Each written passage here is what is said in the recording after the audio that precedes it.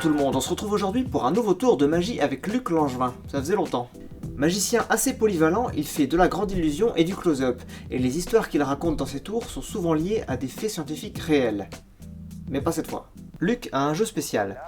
Sur les faces, des groupes de chiffres ou de lettres, et sur les dos, des motifs dits chelous. Luc donne le jeu à cet homme dont j'ignore absolument tout et qu'on va appeler Jean-Luc Fromage, de façon un peu arbitraire. Une fois que Jean-Luc Fromage a mélangé le jeu, il le rend à Luc. Il demande au présentateur de lui donner le nom d'une personnalité qu'il a en tête. Tiens, tout à l'heure, on a dans l'émission Denise Bombardier. Luc trouve en un éclair les cartes qui lui permettent de constituer le prénom. Du jeu juste ici. On prend également un N, je l'ai juste ici. Il semble les repérer et les prendre au milieu du jeu, qu'il coupe et mélange entre chaque carte. C'est le il est quelque part... Ah, je crois que je l'ai, S-E. L'une des cartes est un nombre, mais bon, le résultat est là.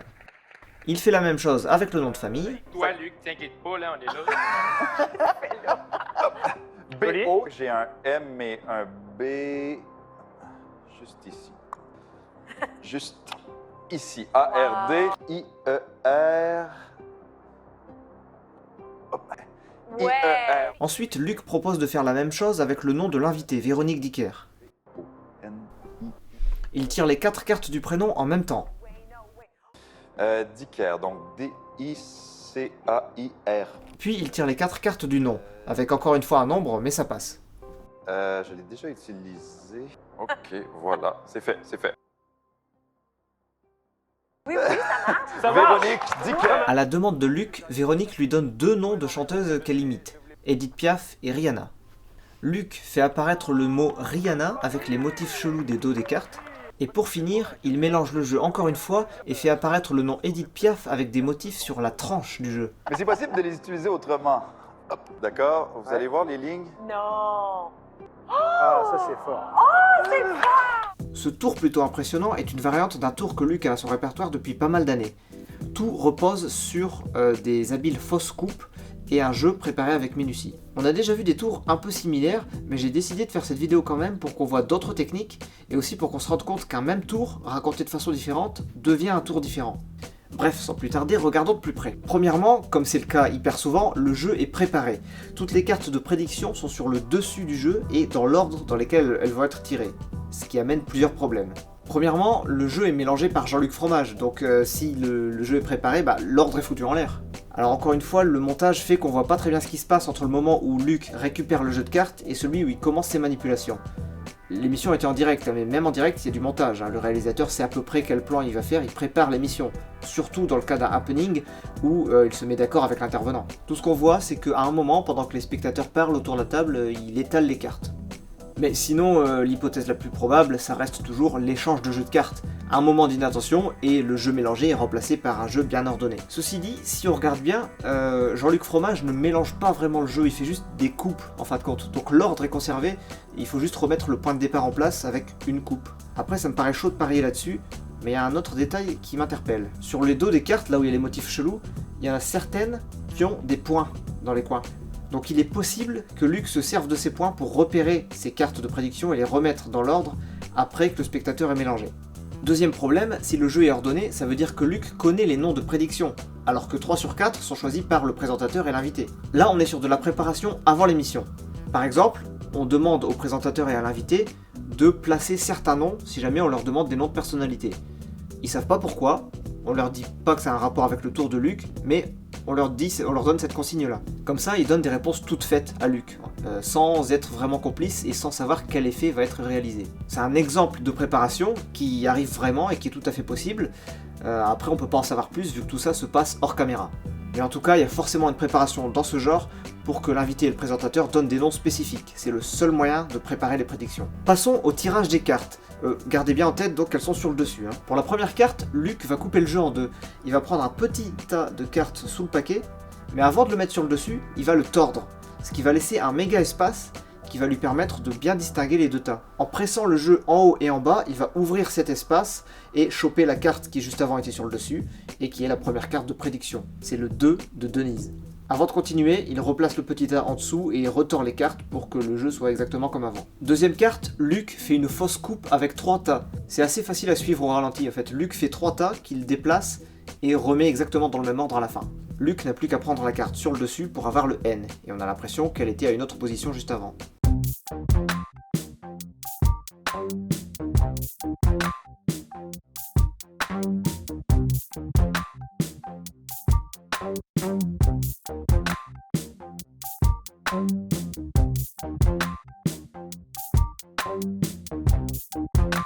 Pour le I, Luc fait à nouveau une fausse coupe à 3 tas, pratiquement la même qu'avant, et il prend encore la carte du dessus. Pour la quatrième carte, là on a une fausse coupe à 4 tas qui est vraiment pas mal. Regardez, si on numérote les tas de 1 à 4 de haut en bas, Luc se contente en fait d'inverser les tas 2 et 3 du milieu. On peut se dire que ça va l'emmerder, mais en fait Luc garde les tas en quinconce, ce qui lui permet de prendre le 1 et le 2 en même temps et de les replacer au-dessus du 3 et du 4.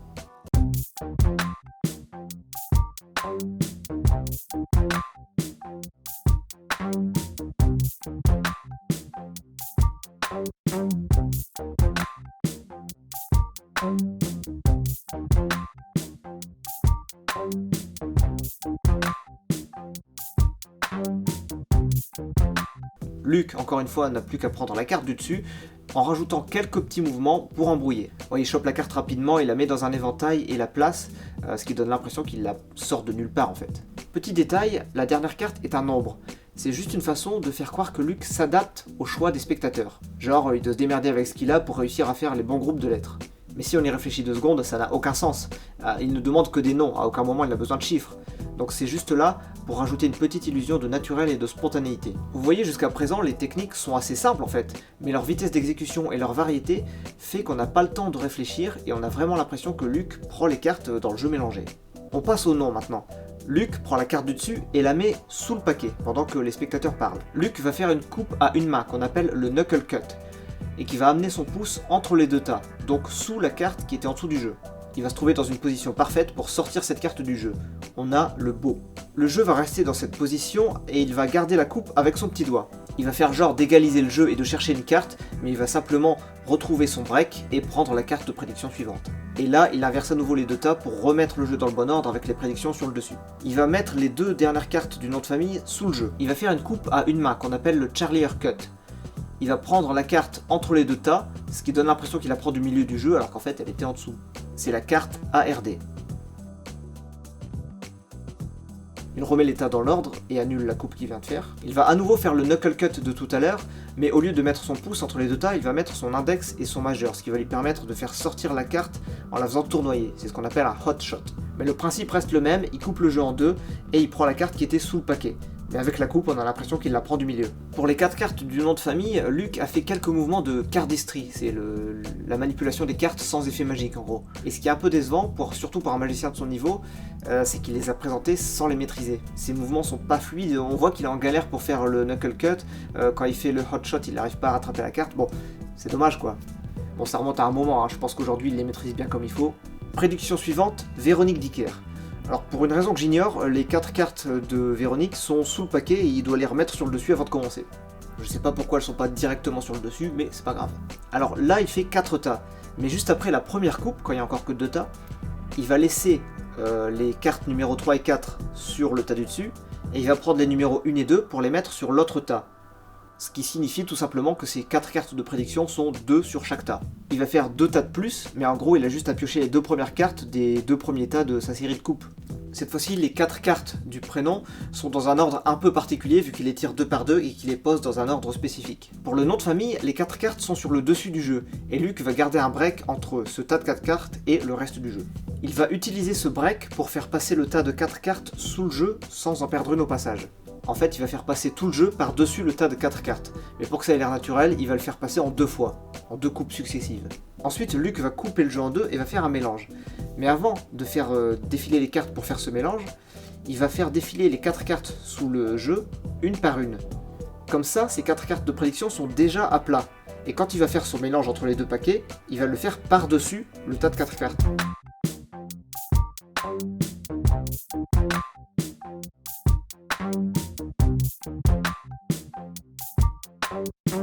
D'ailleurs, je parle de mélange vu que les cartes sont entremêlées, mais au final, il n'égalise pas le paquet. Donc même si les cartes sont entremêlées, les 2 paquets sont toujours faciles à distinguer.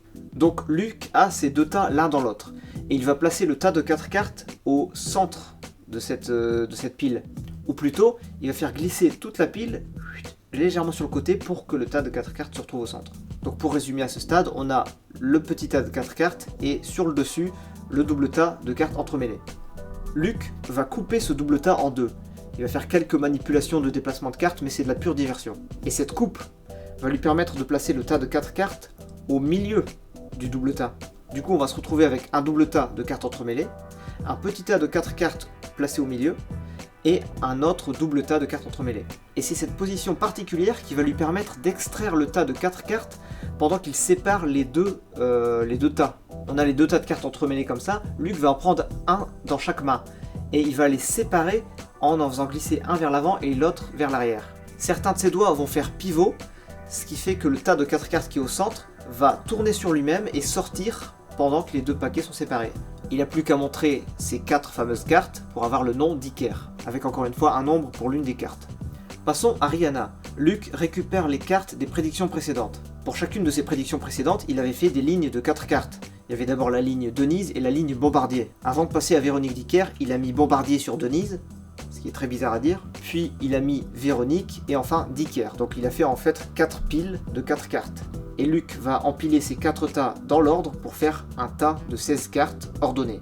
Ordonnées bien sûr pour que les dos donnent le mot Rihanna juste après. Donc en gros, les cartes des 2 premières prédictions ont été posées dans l'ordre, forcément, à l'ordre des noms, et cet ordre en fait va servir à la 3e prédiction. D'ailleurs, on va ouvrir une petite parenthèse et faire un arrêt sur image pour constater que sur les 16 cartes de ces 2 premières prédictions, on a bien des points ou des doubles points dans les coins.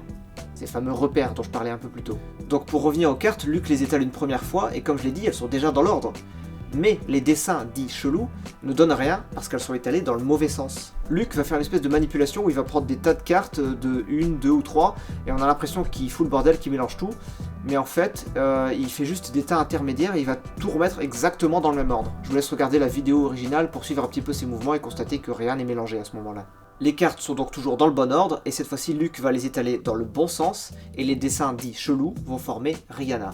Vous voyez, la première fois, par rapport à nous, elles étaient étalées de droite vers la gauche, et quand il fait Rihanna, elles sont étalées de la gauche vers la droite. Edith Piaf maintenant. Luke montre la tranche du jeu pour montrer qu'il y a des petits traits noirs, mais pour l'instant il ne donne rien de concret. Puis il mélange le jeu, et quand il égalise, le nom de la chanteuse apparaît. En fait, le jeu n'est pas mélangé. Tout comme pour les 16 premières cartes de prédiction, tout le reste du jeu est déjà dans l'ordre. L'ordre du jeu reste en fait le même pendant tout le tour, du début à la fin. Le seul moment où il mélange vraiment des cartes, c'est quand il fait la manipulation pour le nom d'Iker, où effectivement certaines cartes sont changées de position. Mais il y en a très peu qui sont concernés, donc ça ne fait pas un changement significatif pour le motif sur la tranche. Bref, le paquet n'est pas mélangé. Et du coup vous allez me dire, à ce moment-là, il fait quoi Luke dans ce cas? Il fait une magnifique série de fausses coupes, regardez. Il va prendre un petit tas de cartes sous le paquet et le faire passer au-dessus. Jusque là ça ressemble à une coupe normale. Mais ce petit paquet, il va tout de suite le refaire passer en dessous et en décaler. Puis il enchaîne et il recommence. Donc en gros, chaque petit tas revient à sa place. Le tas est en dessous, il passe par au-dessus et il revient en dessous. Et il fait tout le jeu comme ça, de bas en haut, petit tas par petit tas. À la fin de cette manipulation, le jeu est donc exactement dans le même ordre qu'avant, comme en témoigne le dessin chelou de la première carte. Vous allez me dire, si le jeu est dans l'ordre depuis le début, on aurait dû lire Edith Piaf la première fois qu'il nous montre la tranche. Et même pendant tout le reste du tour en fait. Sauf que le texte Edith Piaf n'est écrit que sur une seule tranche, d'un seul côté. Pendant tout le tour, Luke garde cette tranche dirigée vers lui pour que personne ne la voie. Et quand il nous montre la tranche la première fois, il nous montre la mauvaise, celle qui donne rien. Mais après la série de fausses coupes, il retourne le jeu pour nous montrer l'autre tranche. Malin, Luc Langevin. Je trouvais ce tour plein d'ingéniosité et je me suis dit que ça valait vraiment le coup d'en parler. Au final, même s'il a fait toutes les cartes lui-même, ça reste un jeu normal. Il y a quelques repères au dos de certaines cartes, mais globalement, toutes les manipulations qu'il fait, c'est des manipulations qu'on peut faire avec n'importe quel jeu de cartes. Les fausses coupes, rapides, bien exécutées, un peu de cardistry moins bien exécuté, mais l'ensemble donne un tour vraiment cool à regarder. Et très impressionnant au niveau des prédictions. Voilà, j'espère que cette vidéo vous a plu. Vous étiez sûrement déjà fan de Luc Langevin si vous êtes là, mais qui sait, vous avez peut-être découvert un tour que vous ne connaissiez pas. J'espère évidemment que cette vidéo va vous donner envie de regarder plein de tours de magie, d'essayer peut-être de trouver certaines choses vous-même, pourquoi pas. Vous pouvez bien sûr vous abonner à la chaîne pour ne rien louper des vidéos suivantes. Il n'y a pas que des vidéos de magie, il y a plein de séries de vidéos, des vidéos d'humour, il y a une série avec des peluches qui font un braquage. Bref, plein de choses, vous pouvez commenter, mettre un like, tout ce que vous voulez. Vous pouvez me suivre sur Facebook et Twitter, pourquoi pas. Et vous pouvez même me soutenir financièrement si vous le souhaitez via la page Tipeee. D'ailleurs, c'est le moment de remercier les tipeurs.